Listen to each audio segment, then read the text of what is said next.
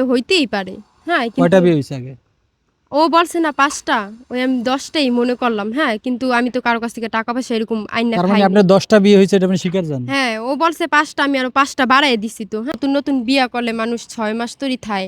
হ্যাঁ, এই ৩ বার ৪ বার ৫ বার এরকম ১ ঘন্টা ১ ঘন্টার উপরে এরকম আমার সাথে মেলামেশা করত। যদি আমার মিন্স হইতো, হ্যাঁ, ওটাও বিশ্বাস করত না। বলে একদিনে নাকি শেষ হয়ে যায়। ওই অবস্থায় আমার সাথে থাকতো। ও অনেক খারাপ। জানোয়ারের চেয়েও খারাপ।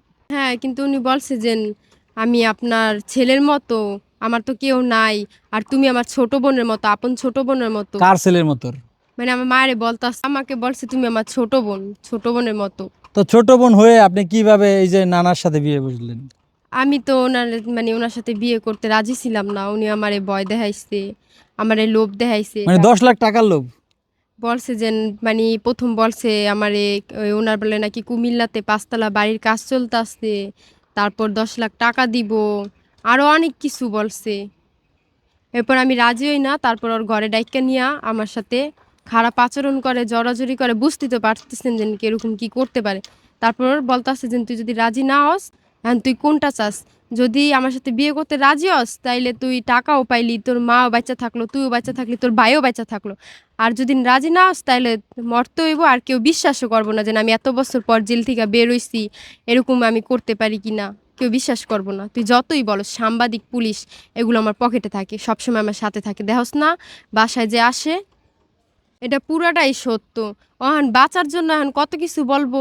প্রতিদিন রাত হইলেই বলতো যে আমি এখনো, মানে কি বলবো, যে জেলে আসছিলাম দেখে কি হইছে? আমার কি সবকিছু আমি শেষ কইরা আইছি? আমার লগে এরকম থাকা লাগবো ৬ মাস তরি? হ্যাঁ, নতুন, নতুন বিয়া করলে মানুষ ৬ মাস তরি থায়।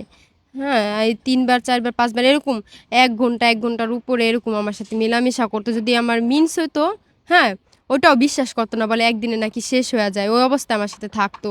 ও অনেক খারাপ। জানোয়ারের চেয়েও খারাপ। ২ মাসের থেকে একটু কম আসছে, ৪-৫ দিন। না, না, এরকম না। ও আমার ভয় দেখানোর কারণে আমি বিয়ে বইছি। নাহলে আমি ওর কাছে বিয়ে বইতাম না। পরে ও বলল যে, "এটা চিন্তা করে দেখো যে টাকা পয়সাও পাইবা, বাড়ি-গাড়িও পাইবা, আর তোমার মাও বেঁচে থাকবো, তোমার ভাইও বেঁচে থাকবো, তুমিও বেঁচে থাকবা। আর যদি না করো, তাহলে মরতেই বা কোনটা চাও? আর তুমি বললেও কেউ বিশ্বাস করবে না এইসব কথা।" এইজন্য আমি রাজি হইছি। ১ম আমি টাকার লোভ করি নাই। কি এর লোভ করছেন? কোনো কিছুরই লোভ করি নাই। বলছি, "ভাই, আপনি বলছিলেন আপনি আমার বিদেশ পাঠাইবেন। হ্যাঁ, আপনি বিয়ের কথা বলতাছেন। এর আগে মানে অন্যজনের, মানে বলছে কি যে, তুমি বিদেশ যাবা যেজন্য, এজন্য তোমার মানে যা লাগবো সবকিছু আমার কাছে একটা ছেলে আছে, উনি কইরা দিব।"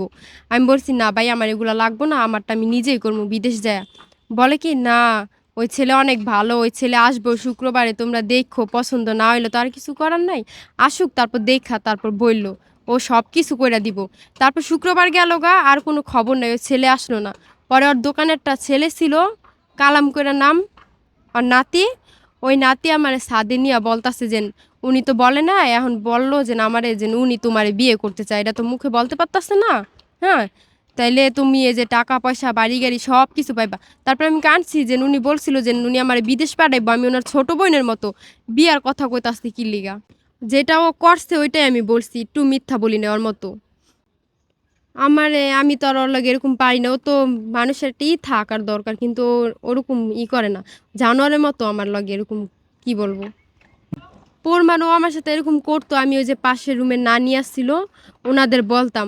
তা ওনারা বলতো যে, "ঔষধ খাইয়া দেখ, কিছু খাইয়া হে, এর লেগে এরকম করে।" তারপর ওই নানিরা বলতো যে, "হয়তো ঔষধ-টোষধ খাইয়া হে, নাহলে অন্য কিছু খাইয়া হে, নাহলে তো পারার কথা না।" এরকম তো আমি কারো কাছ থেকে টাকা পয়সা আনি নাই। বিয়ে হইতেই পারে। হ্যাঁ, কয়টা কিন্তু বিয়ে হইছে আগে?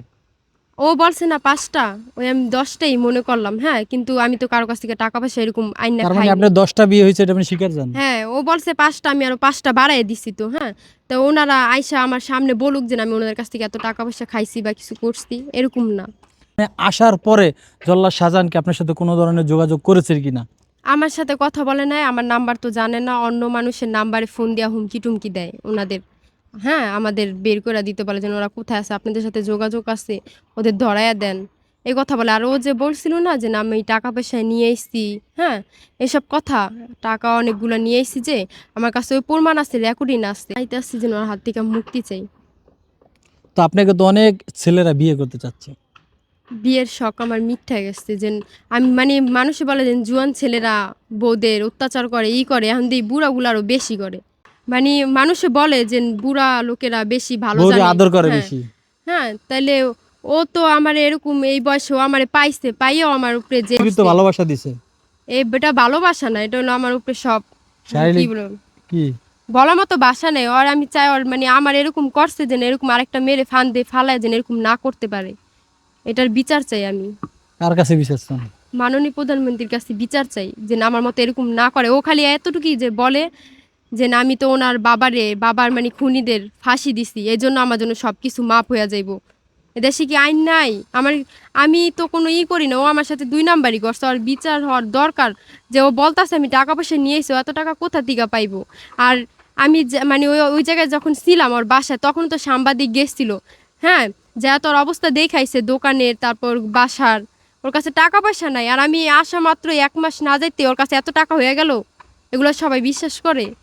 18 লাখ টাকার মালিক উনি।